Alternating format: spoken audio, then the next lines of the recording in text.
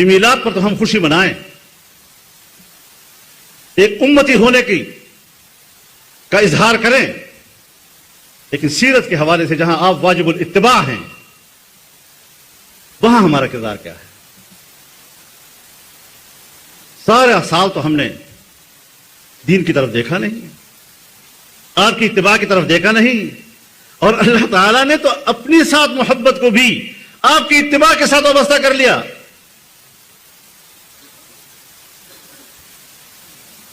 کہ اگر میرے ساتھ تمہیں محبت ہے تو پھر رسول اللہ صلی اللہ علیہ وسلم کی اتباع کرو۔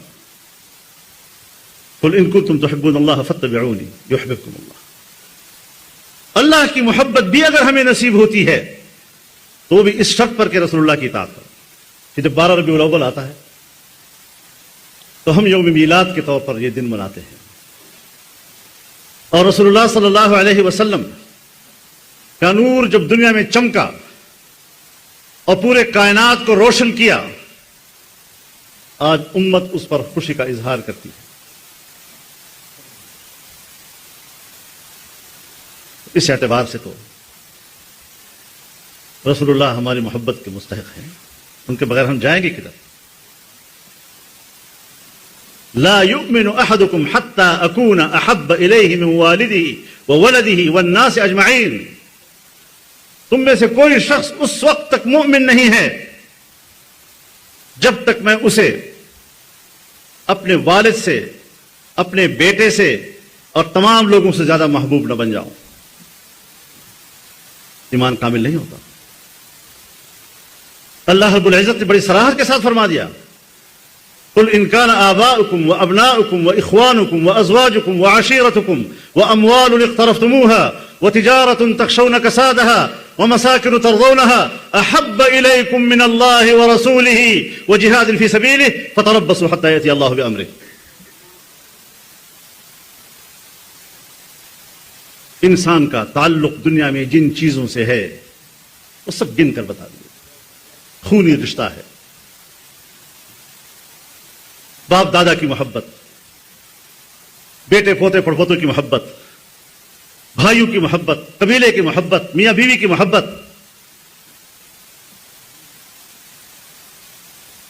وہ مال جو تم نے بڑی محنت سے کمایا ہے، وہ کاروبار جس کے نقصان کے لیے ہر وقت فکر مند رہتے ہو کہیں نقصان نہ ہو جائے، وہ گھر جس میں تم خوشی خوشی رہتے ہو۔ اب ان چیزوں کے ساتھ محبت تو فطری ہے اور طبعی ہے، لیکن اللہ کے ساتھ محبت پیدا کرنا، رسول اللہ صلی اللہ علیہ وسلم کے ساتھ محبت دل میں پیدا کرنا اور آپ کے راستے میں جہاد کرنا، اس کے لیے تو ذرا اکتساب کی بھی ضرورت ہوتی ہے۔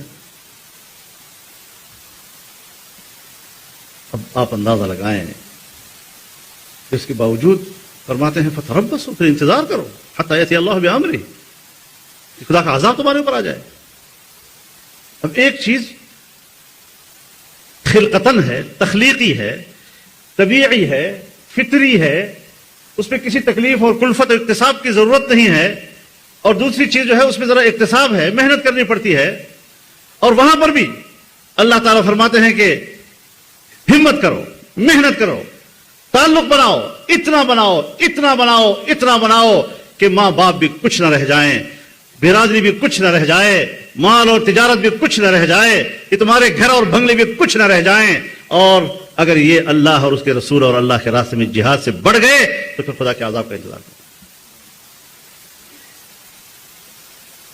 ہم نے ذرا سوچنا ہے، اپنی انفرادی زندگی کے حوالے سے بھی سوچنا ہے، مملکتی اور اجتماعی زندگی کے حوالے سے بھی سوچنا ہے کہ میلاد پر تو ہم خوشی منائیں،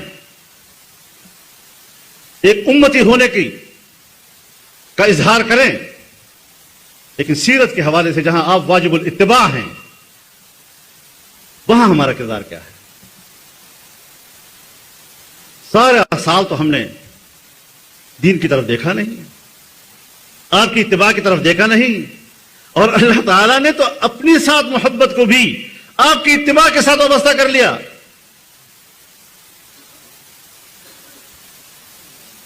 کہ اگر میرے ساتھ تمہیں محبت ہے تو پھر رسول اللہ صلی اللہ علیہ وسلم کی اتباع کرو۔ قل ان کنتم تحبون اللہ فاتبعونی یحببکم اللہ.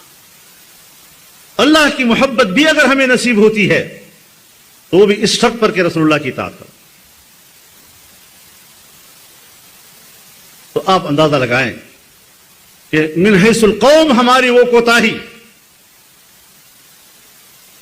کہ اگر ہم آپ کی اتباع نہیں کر رہے، قدم قدم پر نافرمانیاں کر رہے ہیں، اور پھر سوچتے ہیں کہ اللہ کی رحمت آئے گی. یہ بھی اللہ کی مہربانی ہے کہ ہماری روز روز کے گناہوں کی کثرت اور اللہ تعالیٰ کی طرف سے جس طرح گزارا ہوتا ہے. ہمارے بزرگ فرمایا کرتے تھے کہ ہم اللہ کے ساتھ گزارا نہیں کر رہے، وہ ہمارے ساتھ گزارا کر رہا ہے.